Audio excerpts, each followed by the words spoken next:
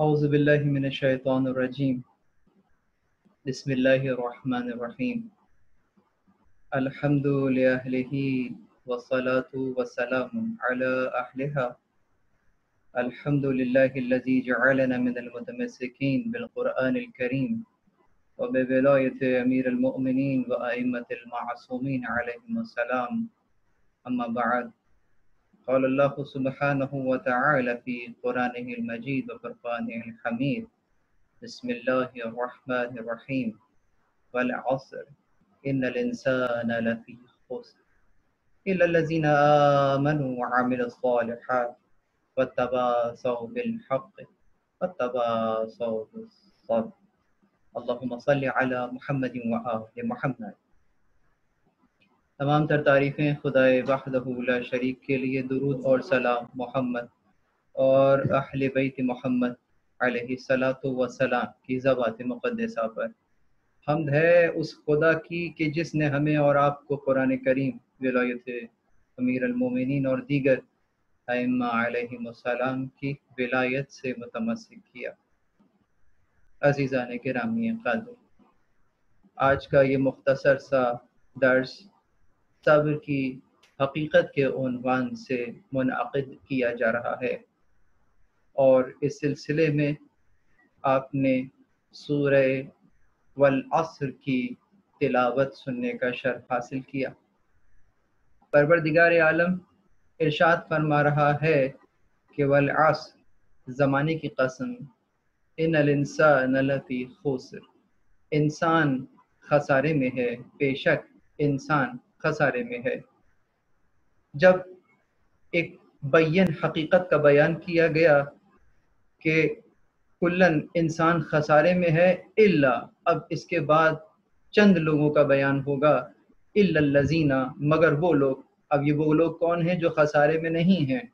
یہ خسارے میں کیوں نہیں ہیں؟ اس لیے کہ الا الذین آمنوا، وہ لوگ سوائے ان لوگوں کے کہ جو ایمان لائے ہیں، وعملوا الصالحات، اور نہ صرف یہ کہ ایمان لائے ہیں بلکہ اس ایمان لانے کے ساتھ صالح عمل بھی کرتے ہیں۔ گویا فقط ایمان لے آنا کافی نہیں ہے، ایمان کے ساتھ عمل صالح بھی ضروری ہے۔ اور کیا ہی بات ہے کہ اگر یہاں پر اس واو کو واو حالیہ کے عنوان سے دیکھا جائے تو پھر سمجھ میں آئے گا کہ الا الذین آمنوا وعملوا الصالحات، کہ وہ عمل صالحات کر ہی ایسے عالم میں رہے ہیں کہ حالت ایمان میں ہیں۔ تو اس حالت میں جب عمل صالح کیا جائے گا تو یقیناً یہ خسارے سے نجات پانے والے ہوں گے۔ وَتَوَاصَوْا بِالْحَقِّ وَتَوَاصَوْا بِالصَّبْرِ، اب فقط اس عمل صالح کے ذیل میں کچھ اور باتوں کا بیان بھی مقصود تھا کہ اس عمل صالح کے ساتھ ساتھ وَتَوَاصَوْا بِالْحَقِّ وَتَوَاصَوْا بِالصَّبْرِ، اور حق بات کی بھی تلقین کرتے رہیں گے، صبر کی تاکید کرتے رہیں گے۔ یعنی ان کے اپنے عمل میں بھی یہاں حق بات نظر آئے گی، اور صبر کے عنوان سے ہی ان کا ہر فعل نظر آئے گا۔ عزیزان گرامی قدر، ہمارے معاشرے کا المیہ یہ ہے کہ عمومی طور پر ہم بہت سارے الفاظ اسلامی ثقافت سے لے تو لیتے ہیں، لیکن ان الفاظ کے معانی ہم اپنی رائج زبان میں اور رائج ڈکشنری سے لیتے ہیں، جو کہ عموماً بے عینہ ہی درست نہیں ہوتے، اور چونکہ وہ معنی ہی ہم نے غلط لیے ہوتے ہیں، اس عنوان سے نہیں لیے ہوتے جس عنوان سے اسلامی ثقافت میں وہ لفظ رائج ہے، تو یقیناً جو شکل ذہن میں بنتی ہے وہ شکل نہیں ہوتی کہ جو کہ شارع آپ اور ہمیں دکھا رہا ہے۔ چنانچہ جب وہ لفظ اپنی حقیقت کو آشکار نہیں کرتا تو پھر ہم قصوروار اسی اسلامی ثقافت کے لفظ کو ٹھہراتے ہیں اور کہتے ہیں کہ دیکھو اب تو 1400 سال گزر گئے، اس لفظ میں اب وہ قوت نہیں ہے، یقیناً اب اس کو دوبارہ اس کی تجدید ہونی چاہیے۔ یہاں تک کہ بات قوانین تک بھی چلی جاتی ہے کہ یہ قوانین بھی فرسودہ ہو گئے ہیں اور اب ان کی تجدید ہونی چاہیے۔ عزیزان گرامی قدر، ایسا نہیں ہے۔ حق رکھتا ہے وہ لفظ کہ اگر اسلامی ثقافت سے لیا گیا ہے تو اس کا معانی اور مفہوم بھی اسلامی ثقافت سے ہی لیا جائے۔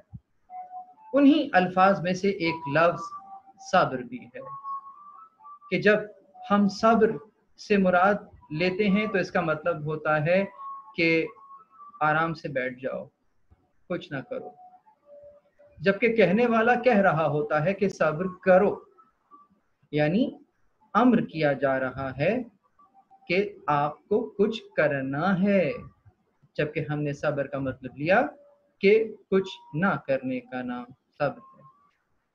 اور کیا ہی عجیب بات ہے کہ جب ہم نے کچھ بھی نہ کیا اور پروردگار سے پھر اس کچھ نہ کرنے کے اعتبار سے جزا بھی طلب کر رہے ہیں کہ پروردگار دیکھ میں نے کچھ بھی نہیں کیا، اب مجھے ڈھیر ساری جزا دے دے، جبکہ شارع آپ سے کہہ رہا ہے کہ you have to do something but we are doing nothing and we are expecting reward from that nothing۔ حقیقت میں صبر کچھ نہ کرنے کا نام نہیں، کچھ کرنے کا نام۔ مثلا اگر آپ کو کوئی دشوار مہم درپیش ہو، مثلا ایک کوہ پیما ہے اور وہ پہاڑ پر چڑھنا چاہتا ہے، یقیناً پہاڑ پر چڑھنا آسان نہیں ہے، اس کو اس سفر میں دو طرح کے خوف لاحق ہوں گے، کچھ اندرونی خوف ہوں گے، کچھ بیرونی خوف ہوں گے۔ اندرونی خوف تو یہی ہوگا، یقیناً اونچائی ہے، بلندی ہے، اگر ذرا سا بھی پیر پھسلا، اگر ذرا سا بھی غلط فیصلہ کر لیا اور غلط جگہ پر ہاتھ رکھ لیا تو یقیناً نتیجہ کھائی میں گر جانا ہوگا۔ اور کچھ اور خارجی خوف بھی ہوں گے، مثلا خدا معلوم کہ جہاں جا رہے ہیں وہاں ہو سکتا ہے کہ کوئی موذی کوئی جانور چھپا ہوا ہو، کوئی سانپ ہو، کوئی بچھو ہو، اور بہت سے خطرات وہاں موجود ہوں گے۔ چنانچہ اس کوہ پیما نے جو نیت کی ہے کہ مجھے اس پہاڑ کی چوٹی پر پہنچنا ہے اور یہ آہستہ آہستہ اپنی منزل کی طرف بڑھ رہا ہے، یہ دونوں خوف اسے لاحق ہیں۔ ان دونوں قسم کے خوف سے مقابلہ کرتے ہوئے اگر اس کو کہا جائے کہ تم اس خوف کے مقابلے میں صبر کرو، صبر سے کام لو، تو اس کا کیا مطلب لیا جائے گا کہ بس اب جہاں کھڑے ہو وہیں پر رک جاؤ؟ نہیں، ہرگز نہیں۔ یقیناً اس کا مطلب یہ لیا جائے گا کہ تم ان مشکلات کا سامنا کرو اور ان سے ڈٹ کر مقابلہ کرو اور اپنے سفر کو جاری رکھو۔ جی ہاں دوستو، مشکلات سے نبردآزما ہونا، مشکل حالات کا ڈٹ کر مقابلہ کرنا اور پھر اپنے سفر کو جاری رکھنے کا نام صبر ہے۔ اسی لیے جب ہم اس سفر کو جاری رکھتے ہیں تو پھر صابرین کی فہرست میں ہمارا نام رہتا ہے، اور جب سفر جاری رہتا ہے ہم صابرین شمار ہوتے ہیں تو پروردگار کی آواز آتی ہے کہ اے میرے بندے، خود کو تنہا نہ گمان کر لینا، ان اللہ مع الصابرین، خدا صبر کرنے والوں کے ساتھ ساتھ ہے۔ تمہارا سفر جاری و ساری رہے گا، جس مقام پر بھی پہنچو گے یقیناً پروردگار کو حبل الورید سے بھی قریب جانو گے۔ صبر اس عنوان سے ایک وظیفہ قرار پائے گا جو کہ مومنین کا اولین فریضہ ہے۔ الا الذین آمنوا وعملوا الصالحات واتواصوا بالحق واتواصوا بالصبر۔ اسی آیت کے ذیل میں اگر دیکھا جائے تو عمل الصالحات کے ذیل کے اندر ہی صبر کا بیان ہے، یعنی عمل صالحات کرتے رہنا بھی صبر کی منزل پر شمار کیا جائے گا۔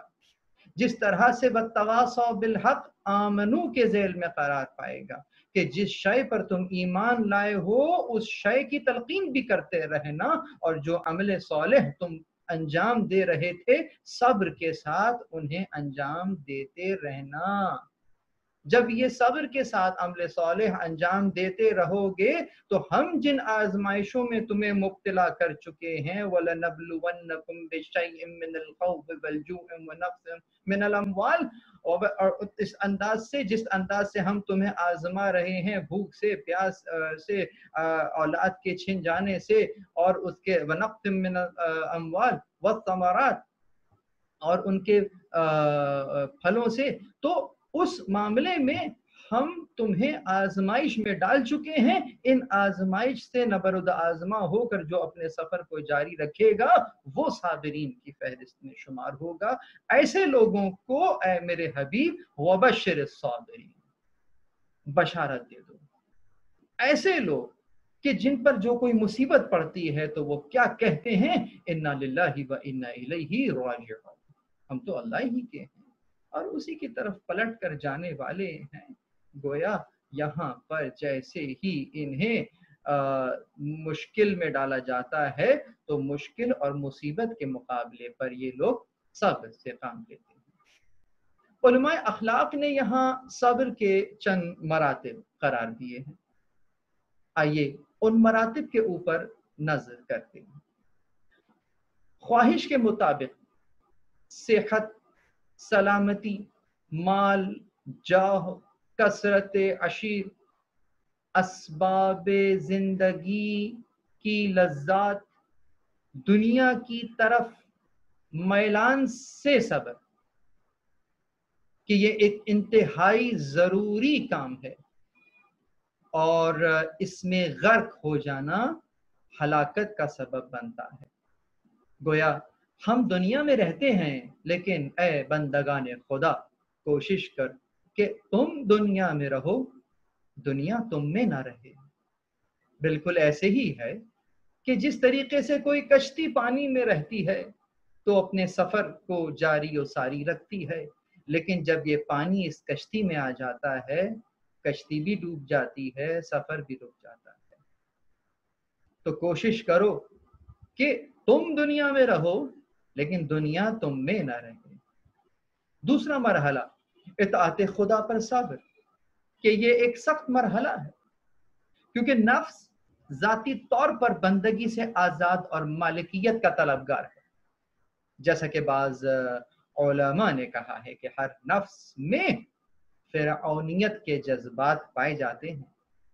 फिरौन को सहारा मिल गया तो फिरौनियत सामने आएगी, वरना अंदर अंदर हर शख्स अपने नौकर, औलाद और खुद्दाम के साथ फिरौन ही जैसा बर्ताव करता है और जरा सी तकसीर हो जाए तो बेहद गैज और गजब का मुजाहिरा करता है, जो तकब्बुर की एक निशानी है, बैयन निशानी।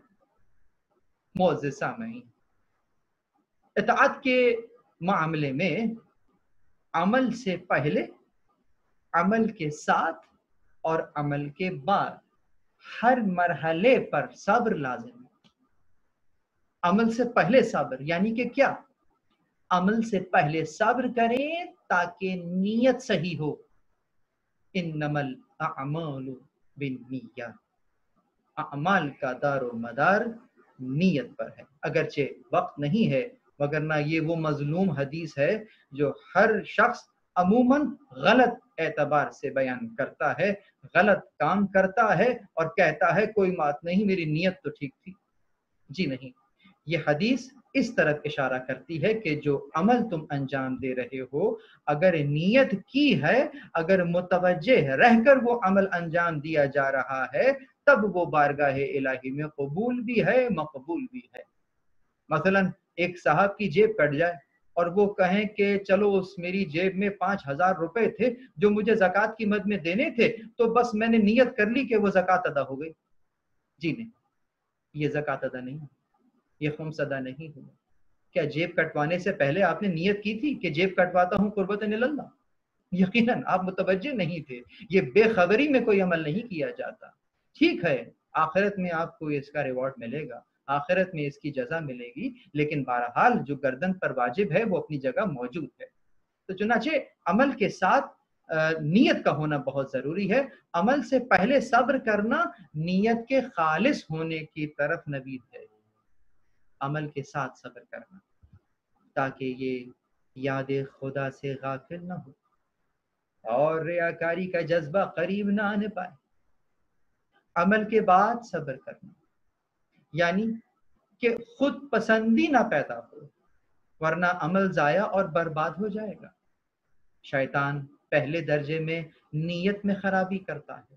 اگر نیت خالص ہے کوشش کرے گا کہ عمل میں ساتھ ہو جائے، اگر عمل بھی ٹھیک ہو گیا تو پھر چاہے گا کہ عمل کرنے کے بعد اپنے لشکر کے ساتھ حملہ کرے اور وہ باغ جو آپ نے جنت میں اس عمل کے نتیجے میں لگا لیا ہے اس باغ کو جلا کر خاکستر کر دے۔ چنانچہ وہ عمل جو انجام دینے کے بعد اگر دل میں یہ خیال پیدا ہو کہ آج تو میں نے بہت اچھا عمل انجام دے دیا، اس عمل سے پناہ مانگیے کہ کہیں یہ آپ کے اس عمل کو حقارت نہ کر دے۔ تیسرا مرحلہ گناہوں کے ارتکاب کرنے سے صبر، یعنی انسان اپنے خیال میں ہر وقت گناہوں کی ضرورت محسوس کرتا ہے، خدا نخواستہ۔ مثلا میں ایک عام انسان کی بات کر رہا ہوں، جھوٹ، غیبت، چغل خوری، بہتان اس کی عادت بن چکا ہے، اور عادت فطرت کا درجہ پیدا کر لیتی ہے۔ اس کے ساتھ جب خواہش کا اضافہ ہو جائے تو شیطان کے 2 لشکر بیک وقت حملہ آور ہو جاتے ہیں، اور گناہوں میں لذت پیدا ہو جائے تو اور بھی قیامت ہے۔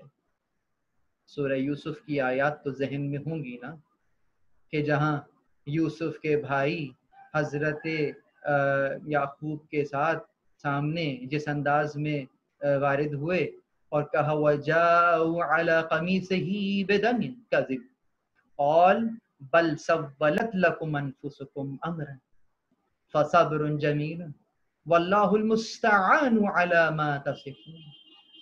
یعنی کہ جب ان کے کرتے پر وہ جھوٹ موٹ کا لہو لگا کر لے آئے تھے تو حضرت یعقوب نے کیا کہا تھا؟ یوں نہیں ہے بلکہ تم اپنے دل سے یہ بات بنا لائے۔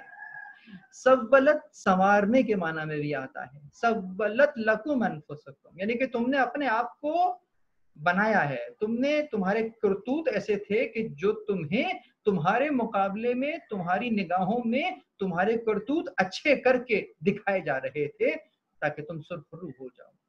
یہ کس کا کام ہے؟ شیطان کا کام ہے، کہ جو کہ بندے کو بہکانے کے لیے اس کے کرتوت اس کو اچھا کر کے دکھاتا ہے، اور جب تک اس کی موت کا وقت آتا ہے اور اس کے آگے سے پردے ہٹتے ہیں تب یہ احساس ندامت اور شرمندگی کا احساس اس کو مزید مار دیتا ہے کہ کاش میں نے یہ کام نہ کیا ہوتا۔ یہ سولت کا لفظ اسی سورہ مبارکہ یوسف کی غالباً 83 نمبر کی آیت میں بھی آیا ہے۔ یہ جو آیت میں نے پڑھی تھی یہ تو 18ویں آیت تھی، قال بل سولت لکم انفسکم امرا، وہاں پر بھی یہی جملہ استعمال ہوا کہ جب انہوں نے یہ یعقوب سے بات آ کر کہی تو انہوں نے کہا حقیقت یوں نہیں ہے بلکہ یہ بات تم نے اپنے دل سے بنا لی ہے۔ یہ 2 مرتبہ حضرت یوسف کے بھائیوں کو حضرت یعقوب نے ارشاد فرمایا، اور فوراً جب کہا کہ ایسا جو تم کر رہے ہو، بلف کر رہے ہو، مجھے دھوکہ دے رہے ہو، یقیناً میرے لیے مصیبت ہے کہ ایک تو یوسف مجھ سے جدا ہو گیا، دوسرے تم میری اولاد ہو، تم میرے ساتھ یوں کر رہے ہو، نبی خدا سے جھوٹ باندھ رہے ہو، یہ اس سے بڑی مصیبت اور کیا ہو سکتی ہے؟ تو اس مصیبت پر حضرت یعقوب نے کیا کہا فصبر جمیل، نہ صرف صبر بلکہ صبر کے ساتھ جمیل کا لفظ بھی موجود ہے جو صبر کی اعلیٰ درجہ ہے، صبر جمیل۔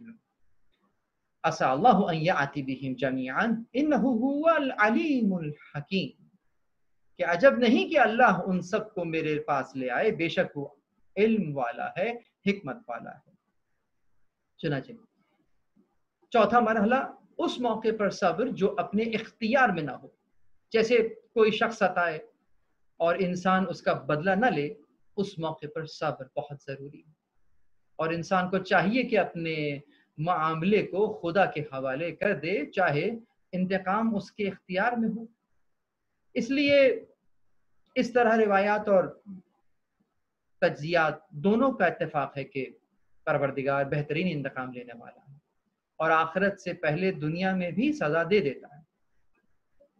پانچواں مرحلہ اس کام پر صبر جو ابتدا اور انتہا کسی وقت بھی اختیار میں نہ ہو، جیسے اعضاء و احباب کے فقدان پر صبر یا اموال کی بربادی پر صبر، صحت کی خرابی، اعضاء کے فساد، آنکھوں کی بینائی کے زوال، فقر و فاقہ وغیرہ پر صبر، کہ ان معاملات میں صبر ذرا مشکل ہوتا ہے لیکن اس کا اجر بہت عظیم ہے، جیسا کہ پروردگار نے صابرین کے واسطے صلوات و رحمت اور ہدایت کا وعدہ کیا ہے۔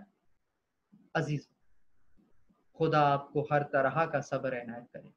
یاد رکھیں کہ صبر کی قوت چند باتوں کے لحاظ سے پیدا ہوتی ہے۔ مثلا انسان صابرین کے اجر اور ثواب پر نگاہ کرے کہ روایات میں صابرین کے واسطے جنت میں جانے کا ذکر ہے۔ صبر کرنے والے کے لیے ہمیشہ روزہ رکھنے والے اور تمام زندگی نماز قائم کرنے والے کا ثواب ہے۔ صابر کو پیغمبر اسلام صلی اللہ علیہ وآلہ وسلم کے ساتھ جہاد میں شہید ہونے کا ثواب ملتا ہے۔ فاقے پر صبر جہاد کا رتبہ رکھتا ہے اور یہ 60 سال کی عبادت سے بہتر ہے۔ جو مومن کسی بلا پر صبر کرے اسے 1000 شہیدوں کا اجر ملتا ہے۔ ان مراتب پر نگاہ رکھے جو تجربے کی بنیاد پر صابرین کے لیے مجاہدے میں آئی ہیں۔ یہ خیال کریں کہ مصیبت چند لمحوں کے بعد ختم ہو جائے گی اور زندگی بہرحال فانی ہے۔ جو ساعت گزر جاتی ہے اس کی راحت و تکلیف دونوں ختم ہو جاتی۔ آنے والی ساعت کا حال یوں بھی کسی کو نہیں معلوم۔ ان افراد کو یاد کریں جنہوں نے اس بڑے بڑے معاملات میں اس قدر بڑے امتحانات دیے ہیں اور بہترین اجر حاصل کیا۔ یہ ملاحظہ کریں کہ امتحان ایک سعادت ہے اور بلا اہل ولا ہی کے لیے ہے۔ البلا للولا، بلکہ شدت بلا مؤمنین کے لیے قرب الہی کی علامت۔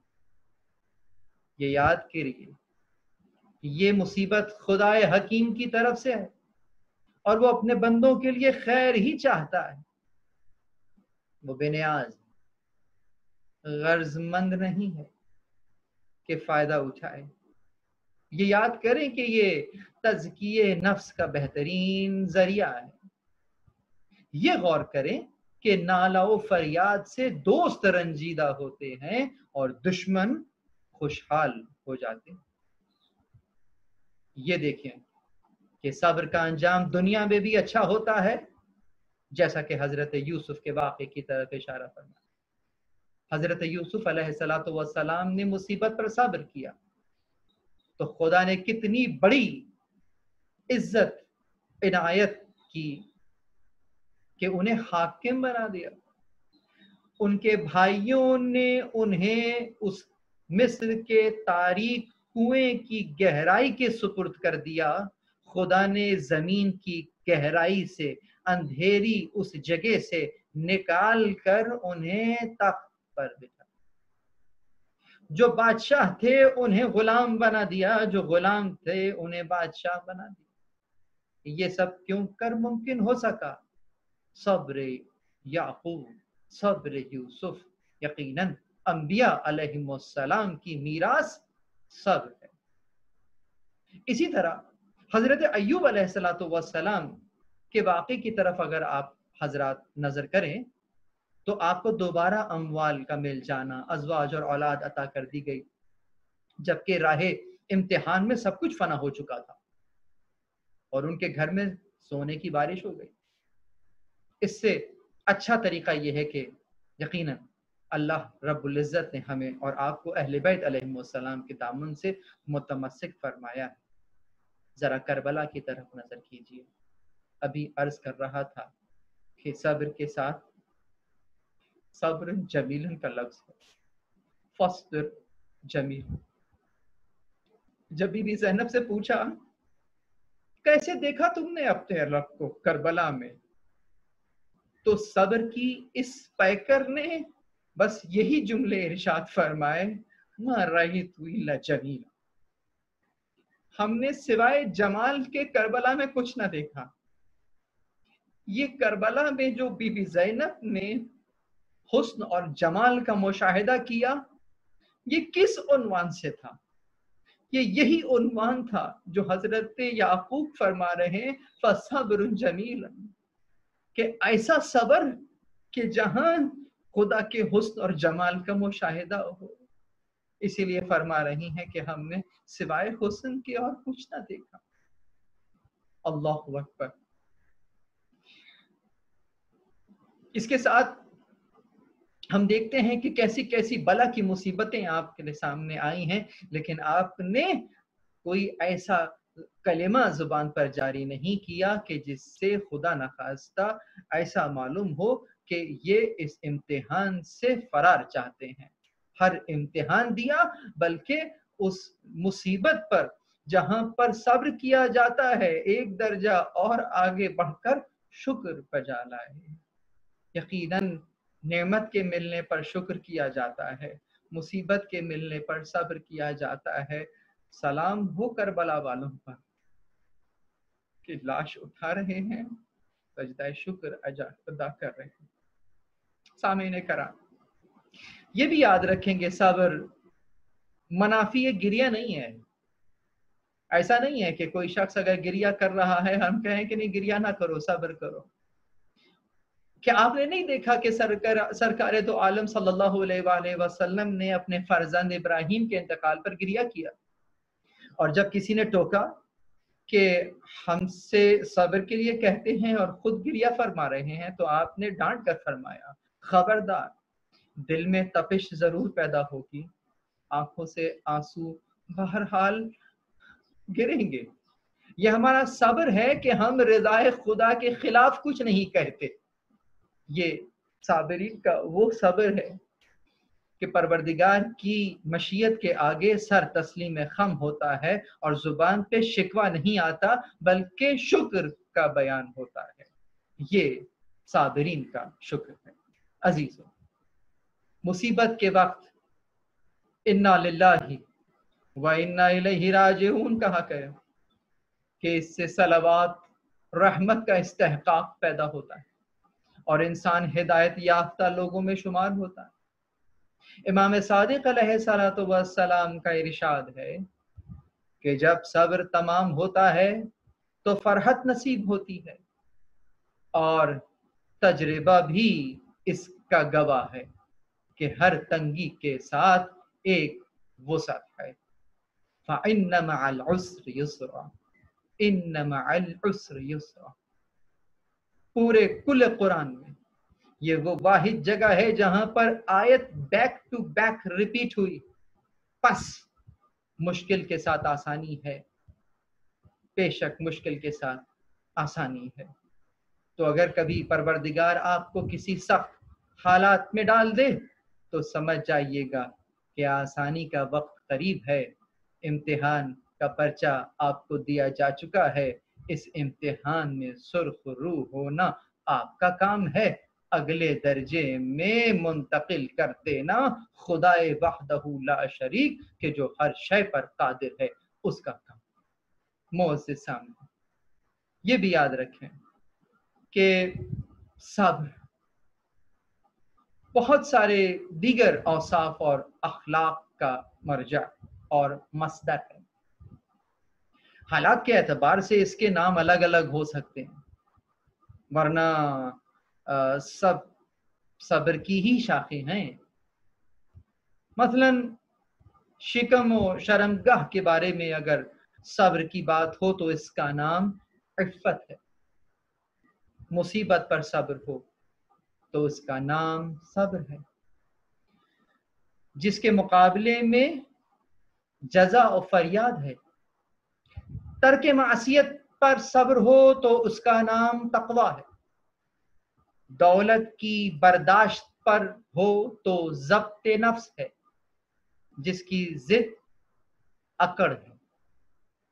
مصائب و حوادث دنیا پر اگر صبر ہو تو اس کا نام وسعت صدر ہے، جس کی ضد تنگ دلی ہے۔ جنگ میں ہو تو اس کا نام شجاعت ہے، جس کی ضد بزدلی ہے۔ ضبط غیظ میں اگر صبر ہو تو اس کا نام حلم ہے، جس کی ضد صفاحت ہے۔ کلام کے اخفا میں ہو تو اس کا نام رازداری ہے، اور جس کی ضد افشائے راز ہے۔ فضول عیش کے مقابلے میں اگر صبر کیا جائے تو اس کا نام زہد ہے، جس کی ضد حرص ہے۔ مختصراً صبر پر اگر مختصر حصے پر صبر کیا جائے تو اس کا نام قناعت ہے۔ قناعت، اس قناعت کا ضد کیا ہے؟ لالچ، اس کی ضد لالچ ہے اور ہوس ہے۔ المختصر، صبر انسان کے کچھ کرنے کا نام ہے، صبر انسان کے کچھ نہ کرنے کا نام نہیں ہے۔ مولا کائنات علی ابن ابی طالب علیہ الصلوۃ والسلام ارشاد فرماتے ہیں کہ وہ شخص خسارے میں ہے کہ جس کا کل اس کے آج کے برابر ہے، وہ شخص فائدے میں ہے کہ جس کا آج اس کے آنے والے کل سے جس کا آج اس کے گزرے ہوئے کل سے بہتر ہے، اور اس شخص کو مر جانا چاہیے کہ جس کا آج اس کے گزرے ہوئے کل سے بدتر ہے۔ یقیناً اس حدیث کی گہرائی میں اگر جاتے ہیں تو نتیجہ یہی نکلتا ہے کہ ہمت اور دلجمی کے ساتھ اپنے وظیفہ شرعی کو انجام دینے کا نام صبر ہے۔ یقیناً اس وقت آپ ان ساعتوں میں یہ جو گفتگو سن رہے ہیں یہ آپ کا صبر ہے، اور اس صبر کے نتیجے میں پروردگار عالم آپ کو بہترین جزا عنایت فرمائے۔ پروردگار سے دعا ہے کہ ہمیں اور آپ کو بہترین صبر کرنے والوں میں شمار کرے۔ پروردگار تو ایسا ہی ہے جیسا ہم چاہتے ہیں، ہمیں بھی ویسا بنا دے کہ جیسا تو چاہتا ہے۔ صبر کی کب و مفہوم کہ جو آج میں نے روایات اور آیات کی روشنی میں بیان کیا ہے، امید ہے کہ بہت سارے گوشے، بہت سارے آپ کے معاملات جو ہیں وہ کچھ نئے راز افشا ہوئے ہوں گے، ان سے سرائر سے پردہ اٹھا ہوگا، اور نہ صرف یہ کہ صبر بلکہ صبر سے متعلق بھی جو اسلامی ثقافتی اصطلاحات رائج ہیں، انشاءاللہ ضرورت ہے کہ ان پر بھی نگاہ کی جائے۔ مثلا ایک لفظ کا بیان کر کے آپ سے اجازت چاہوں گا۔ عموماً یہ بھی کہا جاتا ہے کہ ارے میاں صبر کرو، گھر میں بیٹھو اور توکل کرو۔ یہ لیجئے، یہ کیسا توکل ہے؟ توکل ترک اسباب کا نام نہیں ہے، بلکہ پروردگار عالم کے مہیا کیے ہوئے اسباب سے بھرپور فائدہ اٹھانے کے بعد پروردگار ہی کی طرف نگاہ کرنا اور مدد کے لیے استعانت طلب کرنا توکل ہے۔ اگر اونٹ کو خدا کے سپرد کرنا ہو تو یوں نہیں ہے کہ اسے بے لگام چھوڑ دیا جائے اور خدا پر توکل کیا جائے۔ اگر تمہارے پاس ایک دھاگا ہی موجود ہے تو اس دھاگے سے اونٹ کے باندھنے کے بعد پروردگار سے دعا کرنا کہ حفاظت فرما، یہ توکل ہے۔ تو بس آپ اپنے حصے کا وظیفہ ادا کیجئے، پروردگار انشاءاللہ آپ کا حامی و ناصر ہے۔ نتیجے کی امید، نتیجہ آپ کے ہاتھ میں نہیں ہے، آپ کے ہاتھ میں جو اختیار ہے وہ ان اسباب سے فائدہ اٹھانا ہے کہ جو آپ کو اور مجھے مہیا ہیں۔ تو چنانچہ اپنا وظیفہ انجام دیجئے اور پھر خدا پر توکل کیجئے، ہمت اور دل جمی کے ساتھ مشکلات کا مقابلہ کیجئے اور اپنے کمال کے سفر کو جاری رکھیے کہ یہی حقیقی صبر ہے، اور اس کے نتیجے میں پروردگار عالم وہ انعام اور کرام کہ جو کہ میں نے اس درس میں بیان کیے وہ بھی عطا کرے گا، اور جو وقت کی کمی کے باعث بیان نہیں کر پایا وہ بھی آپ کو انشاءاللہ عنایت فرمائے گا۔ پروردگار سے دعا ہے کہ ہمیں عمل صالح کرنے کی توفیق عنایت فرما، پروردگار سے دعا ہے کہ ہمیں ویسا بنا دے کہ جیسا وہ چاہتا ہے۔ اے پروردگار، شعبان کی آخری تاریخیں چل رہی ہیں، ہم بہت تیزی سے رمضان کے قریب ہو رہے ہیں۔ پروردگار، ہمارے نفس کو اتنا پاکیزہ بنا دے کہ وہ نعمت کے جو تو بندگان خدا کو دینا چاہتا ہے، ہم اپنے نفس میں وہ استحقاق پیدا کر لیں کہ اس نعمت سے کما حق استفادہ کر سکیں۔ ربنا تقبل منا انك انت السميع العليم واخر دعوانا ان الحمد لله رب العالمين والسلام عليكم ورحمة الله وبركاته۔